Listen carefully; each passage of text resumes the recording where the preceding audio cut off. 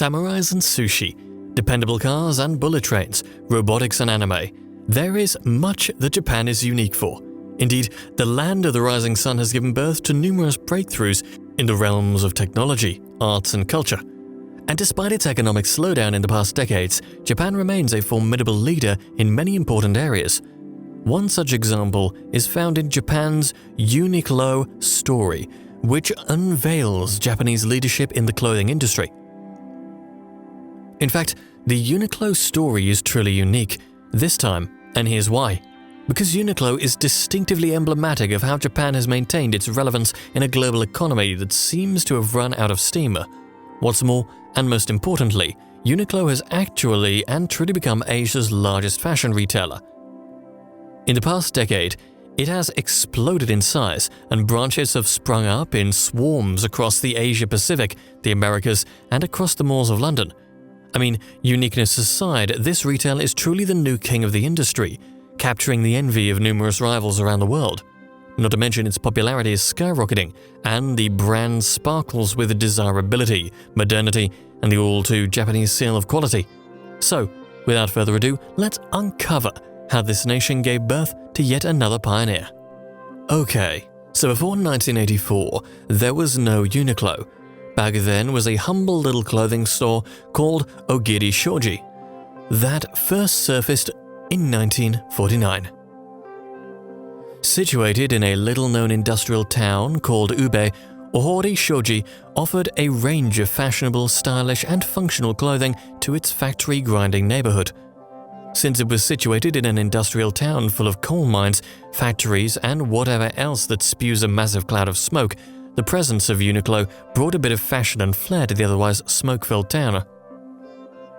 Its humble beginnings comprised of opening small stores in the street corners of Japan's suburbs, close enough to where the common people resided. Clearly, Uniqlo's predecessor was onto something and delivered a decent product to its market. Buoyed by its growing success and popularity, the store multiplied and planted its seed in new areas across the country. Steadily, Ogiri Shoji's growth began to solidify, and in 1963 it was listed as a public company called Ogiri Shoji Co. Limited. But this was far from anything like consolidation, since the real saga was yet to begin. So, come 1984, and the beast is born. By then, the business was in the hands of the founder's son, Tadashi Yanai, and as we shall unravel in this video, Yanai proved to be a glowing visionary, changing the fortunes of the business he inherited. Initially, he named it the Unique Clothing Warehouse, and he sought to establish it as a budget and friendly-to-the-wallet retailer. The idea was simple, and that was to sell everyday ordinary casual clothing, but at a price that was cheaper than that of the major brands, and of a quality that was unchanged at the same time. Many people still wonder, however, as to what is the origin of its name, as well as its rather odd spelling. Very interestingly, the Q in its name funnily owes its birth to a spelling mistake that was made in the Hong Kong office when they were looking to expand there in 1998. When the error reached the CEO's office, it seemed to stick. In other words, they quite liked it, and as a result, it ended up in its rebranded name, from Uniqlo with a C to Uniqlo with a Q. If you ask me, I do nothing different, since the Q adds a nice touch of finesse, for whatever funny reason. Anyway, in the 1990s, Uniqlo underwent its first wave of success under the shadows of Japan's Great Recession, which brought Japan's once sprawling economy to a long and protracted slowdown. Though, much to Uniqlo's stroke of good luck, Japan suddenly had millions of people with low incomes that preferred to save money on the high street, including when shopping for clothes. Enter the cool and low-cost retailer called Uniqlo, and a winning combination was found. By 1994, only 10 years after the first Uniqlo made its presence known, the retailer now had 100 stores in operation. At about that time, Uniqlo was drawing inspiration from US clothing brand Gap, which similarly manufactured low-cost clothing under its own branding. In fact, its CEO Yanai was a real fan of Gap, and once called its CEO at the time Professor.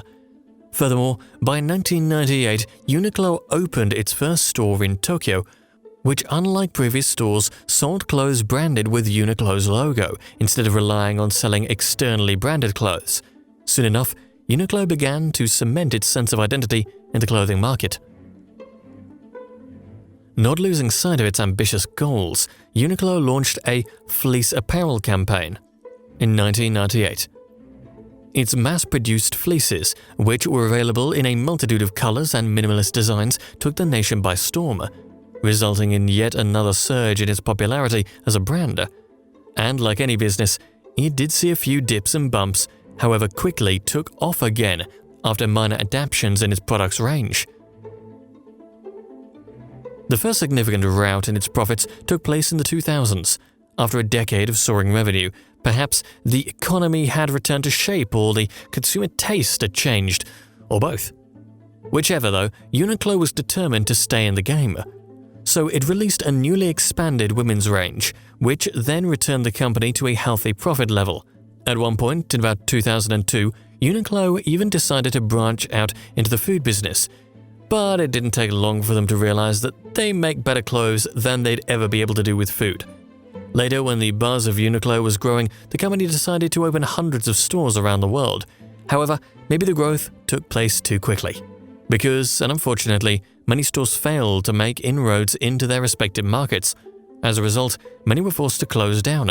In the United Kingdom, for example, the company opened 21 stores in 2002. By 2006, only 8 of them remained open.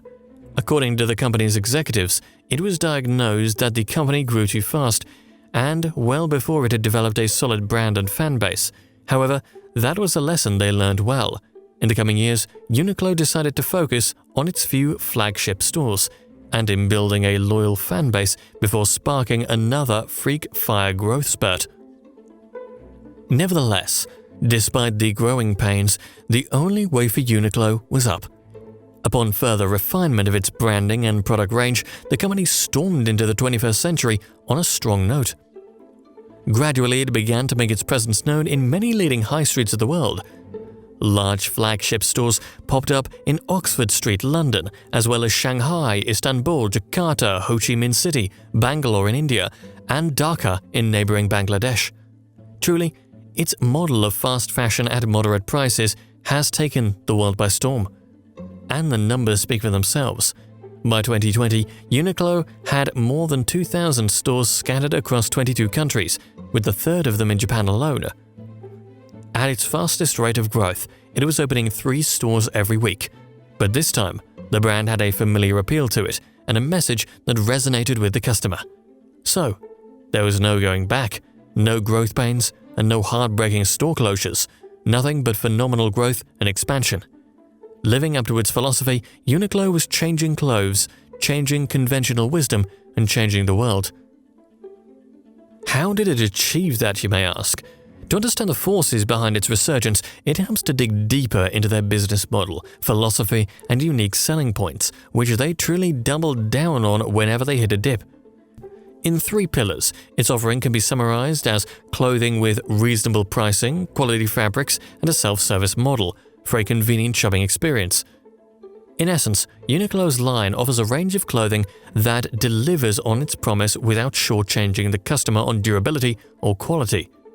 In the founder's own words, Tadashi Yanai, Uniqlo aims to provide high-quality clothing at reasonable prices, just like buying a magazine in a bookstore. And according to a spokesperson of Yanai, the inspiration for a self-service model arose from Yanai's visit to a student store in a university in the United States. As a result, when roaming Uniqlo's stores, you'll see towering shelves of the same jumper in either different colors or different sizes, so that the customer can instantly choose their favorite color in the right size and walk away with the trendy new jumper. What's more, since Uniqlo takes the quality of its clothing seriously, you'll find most of its products sewn with premium materials like cashmere, extra-fine merino, and Supima cotton. As a result of its combined focus on reliability, quality, and price, Uniqlo won the hearts of numerous people who simply wanted the good clothes and without a major fuss. Today, nobody could argue with that, since we all desire a product that serves our needs without depleting our bank accounts. So, as its reach continued to expand, Uniqlo enlisted a platoon of designers from Germany to Taiwan and designed a standardized product range that could appeal to a global and diverse audience. By manufacturing the clothes in China, Uniqlo was able to keep production costs low, thereby offering its products at an affordable price for the average and style-conscious consumer. Stepping into its glossy flagship stores, one cannot avoid being taken aback by the simple yet varied range of clothing available. The clothes look remarkably simple and minimal, yet their elegance is unmissable. All essential items are laid out as if they formed a rainbow on the shelves, showcasing the many different colors of the same product. Combining elegance, minimalism, and comfort, Uniqlo has etched a solid and unique brand image in the consumer's mind. Today, the business remains buoyant, and Yanai's dream looks bright. Uniqlo's brand value stands at $9.2 billion and is listed as number 84 on Forbes' list of the world's most valuable brands. Recently, Uniqlo signed a $300 million deal with tennis legend Roger Federer in order to splash their products with his prestigious seal of approval.